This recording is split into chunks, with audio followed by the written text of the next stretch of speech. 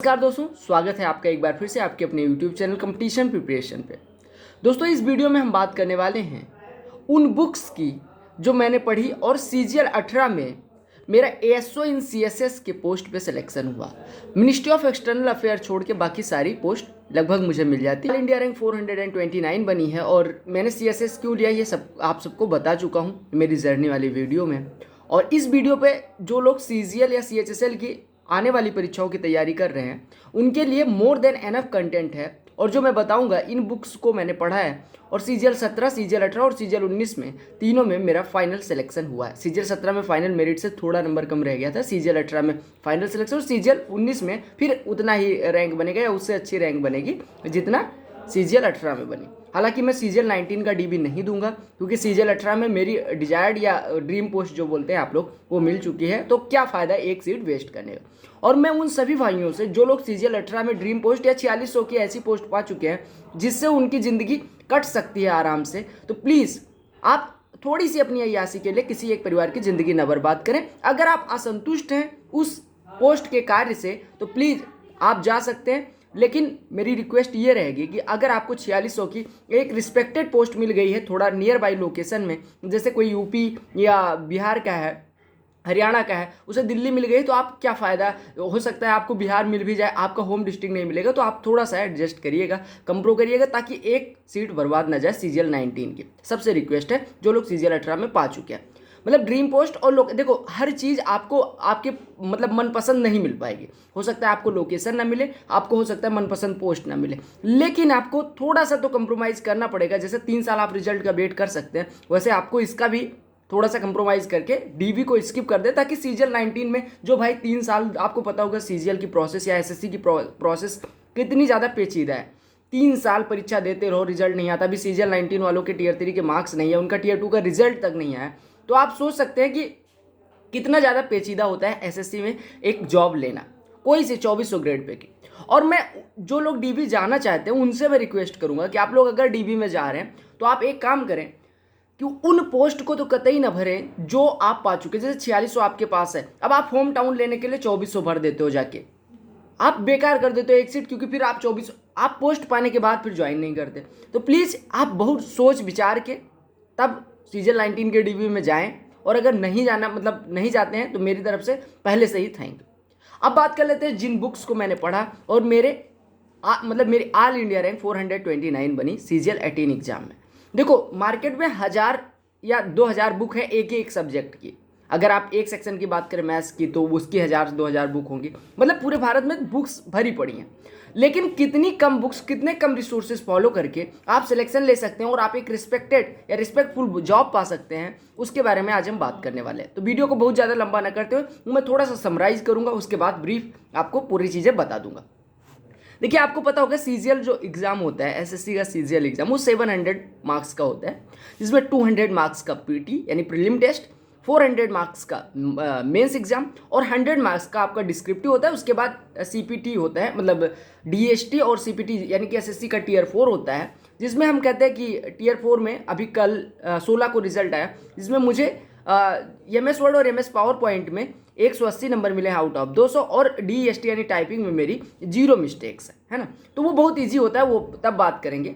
अगर आप SSC के 2020 या 2021 की तैयारी कर रहे हैं, चाहे CGL चाहे CHSL, में फिर से फोकस मतलब करवाना चाह रहा हूँ या आपका ध्यान इधर खींचना चाह रहा हूँ कि आप लोग 2020 चाहे 2021 SSC के किसी भी एग्जाम, चाहे CHSL हो चाहे CGL, दोनों में से किसी भी एग्जाम की तैयारी करें तो यही बुक्स आपको फॉलो करनी है। इवन CPO के लिए भी यही बुक्स फॉलो करनी है। MTS में एडवांस मैथ्स नहीं होता तो उसमें एडवांस छोड़ के बाकी यही चीज़ें फॉलो करनी है। सेम सिलेबस है तो सेम, आपको पता होगा फेज 8 में भी सेम सिलेबस है। देखो आपको पता होगा कि जो प्रीलिम टेस्ट होता है यानी PT होता है वो 200 मार्क्स का होता है, उसमें 50-50 मार्क्स के 4 सेक्शन आते हैं, 100 क्वेश्चन 200 मार्क्स का, और माइनस मार्किंग होती है यानी निगेटिव मार्किंग जिसे बोलते हैं आप 1/4 की होती है, यानी 0.50 मार्क्स कटते हैं आपके रॉन्ग अटेम्प्ट के, यानी अगर आपने कोई उत्तर गलत कर दिया तो 0.50 मार्क्स कट जाते हैं और सही उत्तर के 2 नंबर आपको मिल जाते हैं।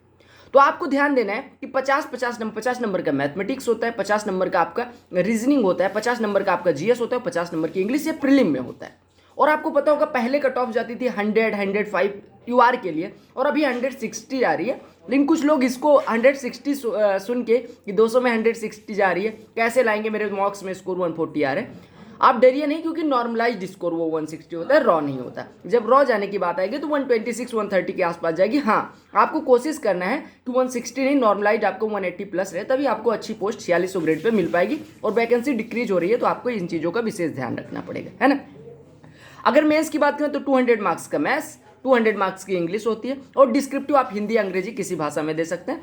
तो अगर हम बात करें वेटेज की, तो हम कह सकते हैं एक तरह से कि मैथ्स और इंग्लिश का वेटेज बराबर होता है 250 मार्क्स का। लेकिन अगर कोई टियर 3 भी इंग्लिश में लिखता है तो उसको इंग्लिश 350 नंबर की वो कह सकता है और मैथ्स 250 नंबर का। अब इंग्लिश का टीचर बताएगा 350 नंबर की इंग्लिश और 250 नंबर का मैथ्स, है ना। और 50-50 नंबर के जीएस और रीजनिंग होते हैं। अब कुछ लोग कहेंगे कि रीजनिंग और जीएस का तो 700 में 100 ही नंबर का आंसर होता है, लेकिन आपको विशेष ध्यान देना होगा कि जो रीजनिंग होती है वो 50 मार्क्स आपको श्योर शॉर्ट देती है, यानी कि उसमें 50 मार्क्स किसी के भी आ सकते हैं, या 47.5 उसमें हम कह सकते हैं 47.5 या 50 डिसेंट स्कोर है, ना कि 40। आपको रीजनिंग में 50-50 देने के लिए वो पेपर ही ऐसा सेट करते हैं कि आपको 50 में 50 मिल जाए, है ना। और अगर जीएस की बात करें, पहले क्या होता था कि हम एक सेक्शन छोड़ के चले जाते थे और हमें सिलेक्शन हो जाता था, लेकिन अभी क्या है कि आप एक भी सेक्शन को छोड़ के नहीं जा सकते, यानी कि जीएस को भी उतना ही तवज्जो देनी है जितना और सब्जेक्ट को। पीटी से पहले, पीटी के बाद आपको 3 महीने का समय मिलता है, या कई बार 2 महीने का, या कई बार उससे ज़्यादा। जब लॉकडाउन वगैरह से सीजीएल 18 में, तो सीजीएल 17 में तो बहुत ज़्यादा समय मिल गया था, लेकिन आप ये मान के चलिए 3 महीने का समय होता है आपके पीटी एग्जाम के मेंस के बीच में। उन 3 महीनों में आपको केवल मैथ्स और इंग्लिश पढ़ना होता है, और उसके बाद वही इंग्लिश आपका टियर 3 में आ जाता है। तो ये तो रहा परीक्षा के बारे में कि परीक्षा कैसे, कितने मार्क्स का क्या आता है और कितना किसका वेटेज होता है, इसके बारे में। अब हम बात करते हैं कि कौन कौन सी बुक्स फॉलो करनी है। देखो, बुक्स आपको 1000 टॉपर्स 1000 बुक्स बताएंगे, है ना, लेकिन जो कोर बुक्स है जो मैंने पढ़ी और तीनों बार धड़ाधड़ निकला एग्जाम, उसके बारे में बता रहा हूँ। और मैंने कोई ऐसा नहीं कि एक्स्ट्रा एफर्ट डाला, नहीं। अगर आप नॉर्मल 6 से 8 घंटे पढ़ सकते हैं डेली, कॉन्टिन्यूसली, तो आप बिल्कुल सिलेक्शन पा जाएंगे, उसमें कोई डाउट नहीं। और ना इसमें ये कोई परीक्षा है जिसको 18 घंटे पढ़ने के बाद ही निकाला जा सकता है। आप किसी भी बैकग्राउंड से, हाँ, अगर आपको कोई चीज़ ज़्यादा ही वीक है तो आपको उसके लिए एक्स्ट्रा एफर्ट डालना पड़ेगा, ये चीज़ आपको पता होनी चाहिए। अब हम बात कर लेते हैं कि सबसे पहले हम बात करते हैं मैथ्स के बुक्स की, क्योंकि इसका वेटेज 250 मार्क्स का होता है। जो मैंने फॉलो करी थी, किरण आती है, जो 7300 या 8300 के नाम से आती है किरण। राकेश, जो लोग किरण नहीं लेना चाहते वो राकेश यादव सर की ले सकते हैं, 7300 के नाम से आती है। लेकिन किरण लेंगे उसमें लिखा रहता है इस साल में ये पूछा गया, इस साल में चैप्टर वाइज जो भी होती है। 200-250 रुपये की बुक मिलती है। किरण प्रीवियस ईयर के नाम से 8300 के नाम से बुक होती है। मैथ्स की भी आती है, इंग्लिश की, लेकिन मैंने केवल मैथ्स ली थी, तो किरण प्रीवियस ईयर एक हो गया मैथ्स के लिए। दूसरी अगर हम बात करें, कुछ लोग कहते हैं एडवांस मैथ्स के लिए क्या ले, तो अगर मैं ऐसे बताऊं तो मैंने एडवांस मैथ्स के लिए कोई ऐसी बुक नहीं ली थी, लेकिन मैं आप लोगों के लिए सजेस्ट करता हूं कि अगर आप लोग पूरा सिलेबस कवर कर चुके हैं तो केडी कैंपस की जो बुक आती है मैथ्स, उसमें होता है मतलब एक होती है एरिथमेटिक की, एक होती है एडवांस मैथ्स की, तो वो दोनों बुक ले लें। एसएससी के लिए वो भी सफिशियंट है ना। मेंस के लिए मैं थोड़ा सा अभी आगे आपको बता दूंगा। आपको किरण ले लेनी है, किरण 7300 या 8300, किरण 8300 के नाम से आती है, या आप 10600 हो गया, वो ले लेनी है। दूसरा, अगर आप वो नहीं लेना चाहते तो राकेश यादव, मैं तो कहूँगा आप प्रिफर करें किरण को, है ना। और एडवांस मैथ्स के लिए आप जो इसका केडी कैंपस का एडवांस मैथ्स आता है वो ले सकते हैं, क्योंकि मैंने वो पढ़ी है, तो मैं कहूँगा कि वो बेटर है। उसमें एक चैप्टर के बहुत सारे क्वेश्चंस नहीं होते, लेकिन अलग अलग कॉन्सेप्ट पे अलग अलग, जैसे मतलब इस कॉन्सेप्ट पे एक क्वेश्चन, इस कॉन्सेप्ट पे एक क्वेश्चन, ऐसे होता है। और फिर मॉक्स वगैरह और प्रीवियस ईयर सॉल्व करते समय आपका प्रैक्टिस हो जाता है। तो ऐसे कोई दिक्कत नहीं है कि आप इतनी मोटी बुक ले तभी सिलेक्शन होगा। तो आप एडवांस मैथ्स के लिए केडी कैंपस ले सकते हैं, या फिर मैं थोड़ा सा और सजेस्ट करूंगा कि प्ले विद एडवांस मैथ्स अभिनय सर वाली ले सकते हैं, उसमें अलजेब्रा और ट्रिगो अच्छी दी हुई है। या फिर उसके बजाय आप जो राकेश यादव सर का एडवांस मैथ्स का नोट्स है, क्लास नोट्स, वो ले सकते हैं। तो बस इतनी बुक्स मैं बताऊंगा आपको। किरण पहली बुक हो गई, नोट कर लीजिए। और ना मैं एनिमेशन नहीं जानता, नहीं तो मैं यहाँ साइड में लगा देता। किरण हो गया आपका हो गया। किरण के बजाय आप वो भी ले सकते हैं, मतलब किरण प्रिफर करेंगे, किरण को 70 अगर मार्क्स में या 100 दूंगा तो राकेश यादव सर को 80 मार्क्स दूंगा, मतलब मैं किरण को प्रिफर करूंगा, मेरा ओपिनियन है, ऐसा नहीं कि जरूरी हो ये सत्य हो। तो किरण आप ले सकते हैं, प्ले विद एडवांस मैथ्स ले सकते हैं, या राकेश यादव सर का नोट्स ले सकते हैं, क्लास नोट्स। हालांकि मैंने इन दोनों में कोई नहीं पढ़ा, क्योंकि एडवांस मैथ्स सेक्शन मेरा अच्छा था तो मुझे ज़्यादा ज़रूरत नहीं पड़ी, तो मैं ये कहूँगा आप ले लीजिए। और मॉक्स, यानी जो मॉक है प्रीवियस ईयर के, जो मॉक्स है प्रीवियस ईयर क्वेश्चंस जो हैं 2011 से लेकर 18 तक, हालांकि अभी आप 2016 से लेके जो 2020 तक एग्जाम हुए वही प्रैक्टिस करें, प्री मेंस सारे, चाहे वो फेज 8 हो, चाहे फेज 7 हो, चाहे आपका सीपीओ हो, जितने में मैथ्स आता है वो मैथ्स आपको लगाना ही लगाना है, एमटीएस भी छोड़ना नहीं है ना। तो ये हो गया आपका मैथ्स। आप एक बार फिर से किरण राकेश यादव सर का एडवांस मैथ्स का क्लास नोट्स या फिर प्ले विद एडवांस मैथ्स अभिनय सर वाला, और आप प्रीवियस ईयर मॉक्स इतना प्रैक्टिस करेंगे। और अगर आप ये मतलब बहुत हैवी एडवांस मैथ्स के लिए नहीं लेना चाहते तो केडी कैंपस की इतनी मोटी सी बुक आती है एडवांस मैथ्स की, वो ले सकते हैं। तो ये हो गया मैथ्स सेक्शन, 250 मार्क्स जिसका वेटेज होता है। और मैथ्स में मेरे 193 दो बार मेंस में रॉ स्कोर रहा है और प्री में 50 में 50 रहा है। तो इस वजह से मैथ्स में थोड़ा आपको पहले सजेस्ट कर रहा हूँ, है ना, कि आपको ये नहीं लगेगा कि मैथ्स में नहीं लाया जा सकता। मैथ्स में स्कोर एसएससी सीजीएल के लिए तो बिल्कुल नो डाउट कि आप पूरे 200 आउट ऑफ 200 भी ला सकते हैं। शिफ्ट कोई भी टफ हो, इजी हो, कोई मतलब नहीं। इसकी जो सबसे टफ शिफ्ट होती है वो भी बहुत इजी होती है। तो आप ये ना डरें कि इस बार मेंस टफ था, इस बार मेंस आसान था, ऐसा कुछ नहीं है। आराम से अगर आपका कॉन्सेप्ट क्लियर है, आपकी स्पीड अच्छी है, आप 200 आउट ऑफ 200 कर देंगे। और सिली मिस्टेक्स ना करें मेरी तरफ, है ना। अभी आपका हो गया मैथ्स। अगर हम इंग्लिश के लिए बात करें तो मैंने इंग्लिश के लिए कौन कौन सी बुक्स पढ़ी। पहला नीतू सिंह मैम की वॉल्यूम 1 वॉल्यूम 2, ये आपको लेनी ही लेनी है। नीतू सिंह मैम की वॉल्यूम 1 वॉल्यूम 2 ये आपको लेनी ही लेनी है। मतलब ये समझ लो कि जैसे सांस लेते हैं तो ऑक्सीजन की ज़रूरत होती है, वो ऐसे मेरे लिए मुझे लगता है कि इंग्लिश इससे बेटर किसी में नहीं लिखा, इतना इजी लैंग्वेज में। दोनों लैंग्वेज में अवेलेबल है, आप हिंदी में लेना चाहे या आप अंग्रेजी में लेना चाहे, जिस भी मीडियम से आप ले सकते हैं। दोनों में, कुछ लोग हिंदी में अंग्रेजी पढ़ते हैं, तो दोनों में अवेलेबल है। वॉल्यूम 1 इसमें ग्रामर पोर्शन पूरा दिया हुआ है। वॉल्यूम 2 में आपके पैसेजेस हैं, ईडियम्स वगैरह हैं, ये भी प्रैक्टिस करने को दिया गया है। क्लोज टेस्ट वगैरह हैं और पैराजम्बल्स हैं, ये सारी प्रैक्टिस दिए हुए हैं। तो आप वो भी कर सकते हो। प्रीवियस ईयर पेपर्स कुछ इन्होंने उसमें दे रखे हैं, तो वो भी आपके लिए हेल्पफुल होगी। लेकिन वॉल्यूम 1 आपको लेनी ही लेनी चाहिए, है ना। अगर आपके पास है तो ठीक है, नहीं तो नियर बाई किसी स्टोर से ले सकते हो, मिल जाएगी आपको। वॉल्यूम 1 में क्या क्या मिलेगा आपको, पूरा ग्रामर मिल जाएगा। आपको प्रीवियस ईयर में पूछे गए idioms, phrases, one word substitution, synonym, antonym, misspelled, ये सारी चीज़ें मिल जाएंगी वॉल्यूम 1 में भी। वॉल्यूम 2 में आपको पैसेजेस में आपको इडियम्स एंड फ्रेजेस वगैरह की प्रैक्टिस मिल जाएगी, तो वो भी इंपॉर्टेंट बुक है। लेकिन वॉल्यूम 1 समझ लो कि मतलब बहुत ज़्यादा जरूरी है ना। अच्छा, फिर हम बात करते हैं यम्बी पब्लिकेशन। कुछ लोग क्या करते हैं कि उनको मतलब PDF फॉर्म में वो रखते हैं। मैं कहूँगा कि आप सारी बुक को अपना मंगाएं, और जब बुक के फॉर्म में कोई चीज़ रहती है तो हम ज़्यादा अच्छे से रिलेट कर पाते हैं। मेरी तो यही है। अब अगर आप ऑनलाइन भी उतने अच्छे से पढ़ पा रहे हैं तो बहुत अच्छी बात है, आप PDF में ही रख सकते हैं। लेकिन मैं कहूँगा, आपसे सजेस्ट करूँगा कि आप हार्ड कॉपी मंगा के रखें अपने पास, है ना। और बुक्स नई बुक लें, पुरानी नहीं, उसमें अंडरलाइन किया हुआ नहीं, आप नई बुक ले लें। बहुत महंगी आती नहीं है, 200-250 रुपये की आती है। तो अगर प्रीवियस ईयर के लिए बात करें तो यम्बी पब्लिकेशन की जो बुक आती है, अजय कुमार सिंह सर की है, अजय कुमार सिंह सर की है। तो उसमें पूरा पहले ग्रामर के कुछ रूल छोटे छोटे दिए हुए हैं, मतलब मान लो 20 पेज ये सब दिए हुए हैं। उसके बाद में आपका ग्रामर दिया हुआ है थोड़ा सा, मतलब ग्रामर 20 पेज में दिया हुआ है। उसके बाद में आपका प्रीवियस ईयर पेपर स्टार्ट होता है, और 1999-97 से शुरू करके और अभी जो लेटेस्ट पेपर है वहाँ तक देते हैं। लेटेस्ट आप बुक लीजिएगा ये वाली, ताकि आप लोग सारे पेपर देख पाएँ और उसको प्रैक्टिस कर सकते हैं। डेली बेसिस पे 1, डेली बेसिस पे 2, जितना आपके पास टाइम है उस हिसाब से उसको प्रैक्टिस करना है। पेपर मतलब डेली एक पेपर प्री का, एक मेंस का कर लें, बहुत अच्छी बात होगी। उससे क्या होता है, आपकी स्पीड भी अच्छी होती है और आप ये बता पाते हैं कि आप जो पढ़ रहे हैं वो चीज़ें ट्रैक पे हैं या नहीं। तो इंग्लिश के लिए मैंने 2 बुक सजेस्ट करी, नीतू सिंह मैम की वॉल्यूम 1 और एमबी पब्लिकेशन जो अजय कुमार सिंह सर की आती है, वो एमबी पब्लिकेशन की बुक आती है, इतनी मोटी, 200-250 रुपये, 200 रुपये के आसपास मिल जाएगी, है ना। और मैंने जो ओकैब के लिए प्रेफर किया था 2017 से 2018 तक, मैंने वही प्रेफर किया।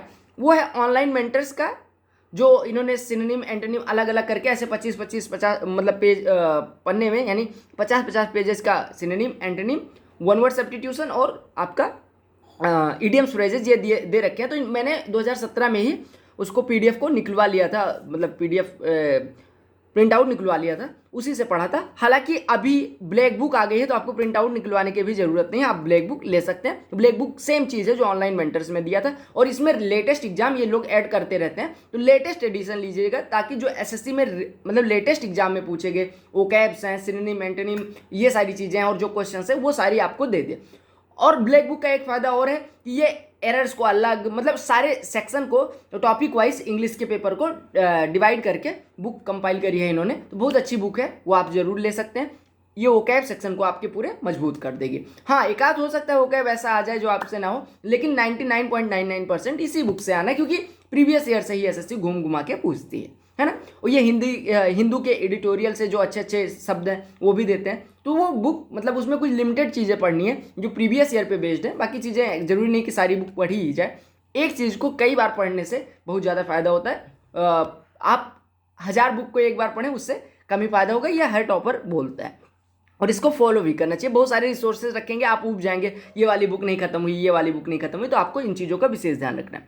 तो इंग्लिश के लिए मैंने बताया नीतू सिंह मैम की volume 1, MB publication Ajay Kumar Singh, Ashok Kumar Singh sir की, वो प्रीवियस ईयर सेट आपको प्रोवाइड कर देगी। और ब्लैक बुक ले सकते हैं या ऑनलाइन मेंटर्स का पीडीएफ, मैं तो कहूँगा ब्लैक बुक ले लो, उसमें सारी चीज़ें कंपाइल्ड है, बढ़िया अच्छे फॉर्मेट में है, तो किताब पढ़ने में मज़ा आता है ना।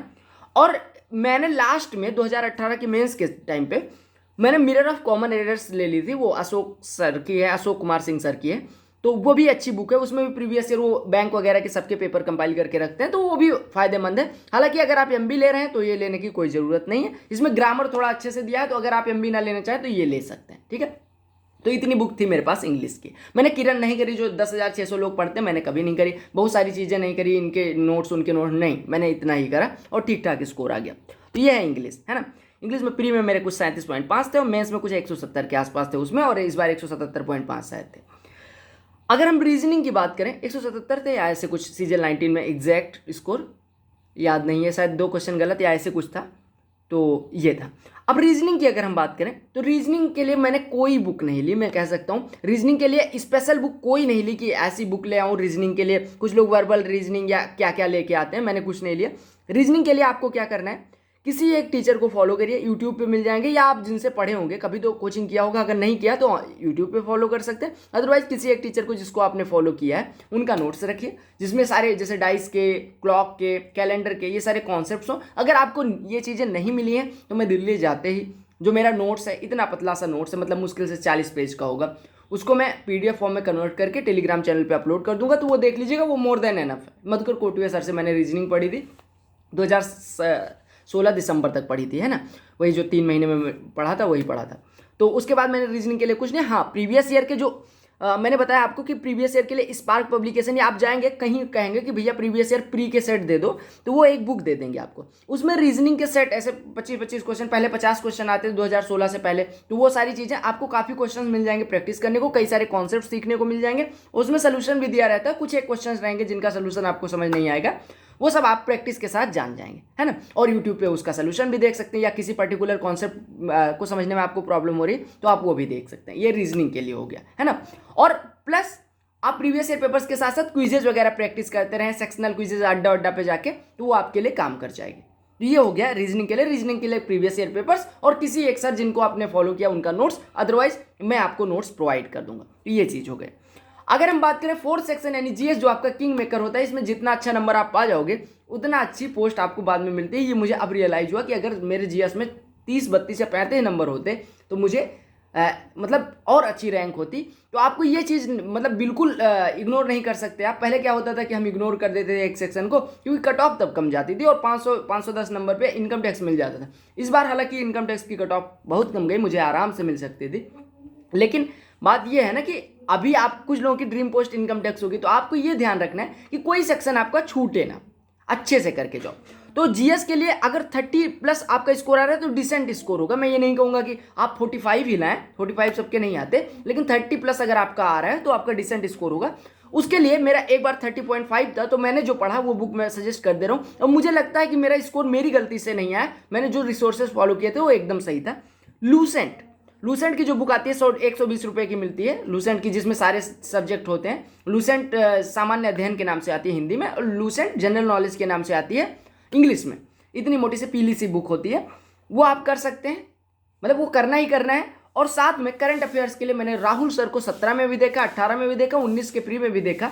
राहुल सर तब माई पाठशाला पे थे, अभी शायद एग्जामों पे चले गए। उनका एक आता है, अभी तक आता था, पता नहीं आगे आए या ना आए। तो उनके एक 3-3.5 घंटे का एक आता था 6 महीने का करंट अफेयर का वीडियो। जब एग्जाम होता है उसके 10 दिन 15 दिन पहले, जब एग्जाम शुरू होता है उसके, बस वही करके गया। करंट अफेयर मेरा क्वेश्चन कभी नहीं गलत हुआ। हाँ, 5 आता था, 4 में कर देता था। तो मुझे नहीं लगता कि करंट अफेयर के लिए आपको इतने रिसोर्सेज फॉलो करने, इतने आप फॉलो करिए, उसको अच्छे से करेंगे तो सारे क्वेश्चंस हो जाएंगे। और न्यूज़पेपर जो पढ़ रहे हैं उनके लिए तो बहुत अच्छी बात। लेकिन मैं लास्ट में ये सजेस्ट करना चाहूँगा कि जो लोग कहते हैं कि न्यूज़पेपर पढ़ना बहुत ज़्यादा जरूरी है, मैंने न्यूज़पेपर एसएससी के लिए कभी नहीं पढ़ा कि मतलब एसएससी देना है इस वजह से पढ़ा, नहीं, कभी नहीं। बहुत सारे लोग हैं जो आपको न्यूज़पेपर सजेस्ट करेंगे, हिंदू पढ़ो, एक्सप्रेस पढ़ो, हिंदुस्तान टाइम्स पढ़ो, ये पढ़ो वो पढ़ो। पढ़ता कितने लोग पढ़ते हैं? बहुत रेयर चांसेस होते हैं कि 1% या 2% लोग पढ़ते हैं, और सिलेक्शन सबका होता है। हिंदू पढ़ने के फायदे हैं, लेकिन हिंदू पढ़े बिना सिलेक्शन नहीं होगा, ये गलत है, कंप्लीट मिथ है, एकदम मतलब फुल मिथ है। ये चीज़ हिंदू पढ़े बिना, एक्सप्रेस पढ़े बिना सिलेक्शन नहीं होगा, बिल्कुल होगा सिलेक्शन, अच्छी रैंक के साथ होगा, और कोई ज़रूरत नहीं कि आप पढ़ें ही। लेकिन बस ये होता है कि आप अगर पढ़ते हैं तो आपकी रीडिंग अच्छी होती है। अब रीडिंग के लिए कुछ लोग नॉवेल्स पढ़ते हैं, कुछ लोग न्यूज़पेपर्स पढ़ते हैं, कुछ लोग आर्टिकल्स कहीं और पढ़ते हैं, कुछ लोग स्पोर्ट्स पढ़ते हैं जाके ऑनलाइन। तो आप जो पढ़ना चाहें पढ़ सकते हैं। उससे क्या होगा, आरसी जो रीडिंग कंप्रेंशन होता है वो आपका सेक्शन खत्म हो जाता है, मतलब अच्छे से हो जाता है। और क्लोज टेस्ट भी काफ़ी फायदेमंद होता है, क्लोज टेस्ट के लिए भी वो चीज़ न्यूज़पेपर रीडिंग। तो ये थी आपकी बुक्स। अच्छा, अब एक चीज़ मैं बता दूं आपको, ये जितनी बुक्स मैंने बताई हैं मेरे पास इतनी ही बुक्स थी। हाँ, मैं जब टीचिंग में आया तो मैंने मैथ्स के लिए कई सारी बुक्स, क्योंकि मैथ्स में मुझे इंटरेस्ट था तो मैं मैथ्स की कुछ किताबें लेके बैठा था। जो लोग मुझे जानते हैं, जो कभी फ्लैट पे आए, उन्होंने देखा होगा कि मेरे पास बुक्स बहुत सारी हो गई थी। लेकिन मैंने एसएससी के लिए कभी नहीं लिया। और मैं ये कह सकता हूँ बहुत सारे मेरे टॉपर्स दोस्त हैं जो टॉपर्स हैं, ऑलरेडी एमए लिया है, या बहुत सारे लोगों ने सीएसएस लिया, बहुत इनकम टैक्स में गया, ईडीएस, बहुत सारे। वो लोग प्लीज़, अगर आप वीडियो देख रहे हैं तो आप लोग कमेंट सेक्शन में बताएं कि क्या न्यूज़पेपर पढ़ना ज़रूरी है या नहीं। आप लोग और अच्छे से सजेस्ट कर सकते हो सकता है मतलब मेरा ओपिनियन ये हो और दूसरों का ओपिनियन अलग हो। तो मेरे हिसाब से वो न्यूज़पेपर रीडिंग कोई ज़रूरी नहीं है। आपको ये भी, कुछ लोग कहेंगे कि स्पीड कैसे आएगी, मैंने बहुत सारे रिसोर्सेज फॉलो कर लिए। आपको एक चीज़ समझना है कि किसी भी टीचर से, किसी भी टीचर XYZ, मैं कोई भी हो, सिलेक्शन नहीं करवा सकता अगर आप अपना फुल एफर्ट नहीं दोगे। तो ये सारी बुक्स आप खरीदिए और इन्हीं को पढ़िए। इनसे आपका मतलब मैं कह सकता हूँ कि इन्हीं बुक्स को पढ़ के 600 आउट ऑफ 600 लाया जा सकता है। इन्हीं बुक्स को पढ़ के 600 आउट ऑफ 600 लाया जा सकता है, या उससे ज़्यादा भी, नॉर्मलाइजेशन से ज़्यादा भी, क्योंकि इन्हीं बुक्स से सारे क्वेश्चंस आते हैं। अब पता नहीं क्यों लोग 5000 बुक्स बता देते हैं, मुझे नहीं लगता कि उसकी कोई ज़रूरत भी है। ये सारी बुक्स पढ़ के आप सिलेक्शन ले सकते हैं। हाँ, एक आध बुक हो सकता है किसी ने कुछ और पढ़ी हो, किसी ने कुछ और पढ़ी हो, लेकिन मैंने इतनी बुक्स पढ़ी और इन्हीं को बार बार करा, इसी से सिलेक्शन हुआ है। अब बात कर लेते हैं कि थोड़ा सा स्पीड के बारे में, कि मैथ्स की स्पीड क्यों नहीं आती। तो मेरी एक वीडियो पड़ी है 7 व 8 मिनट की होगी, आप जाके वो देख लीजिएगा। अगर आप चैनल पे नए हैं, चैनल को सब्सक्राइब कर लीजिएगा, क्योंकि इधर यूजफुल कंटेंट आपको मिलता है। प्रीवियस ईयर जितने पेपर हुए उनका सबका मैथ्स का सलूशन इधर प्रोवाइड कर दिया गया, आप ऑलरेडी देख सकते हैं, प्लेलिस्ट सबकी बना दी गई है। इवन IBSCIO का पेपर भी सॉल्व करवा दिया है मैंने। और उसी से जो प्रीवियस ईयर पेपर वो आपके लिए कितना मैटर करता है, एग्जाम में कितना ज़्यादा स्कोर आपका बूस्ट करता है, वो जो लोग सेलेक्ट हैं, मतलब ऑलरेडी सेलेक्टेड हैं, वही बता पाएंगे। और अभी अगर आप नए नए हैं इस फील्ड में तो आपको वो चीज़ समझ नहीं आएगी। लेकिन अगर आप आज मान लेते हैं तो यही चीज़ आपको 2 साल जो आपका वेस्ट होगा वो नहीं वेस्ट होगा। आपको ये चीज़ समझनी पड़ेगी, previous year is the key. Previous year पर आप ज़्यादा फोकस करें, आप कॉन्सेप्ट पहले पढ़ें किसी भी टीचर से या किसी भी बुक से, उसके बाद में मॉक्स प्रैक्टिस करें, प्रीवियस ईयर सॉल्व करें और क्विजेस दें। दैट्स ऑल, यही सक्सेस मंत्र है एसएससी के लिए।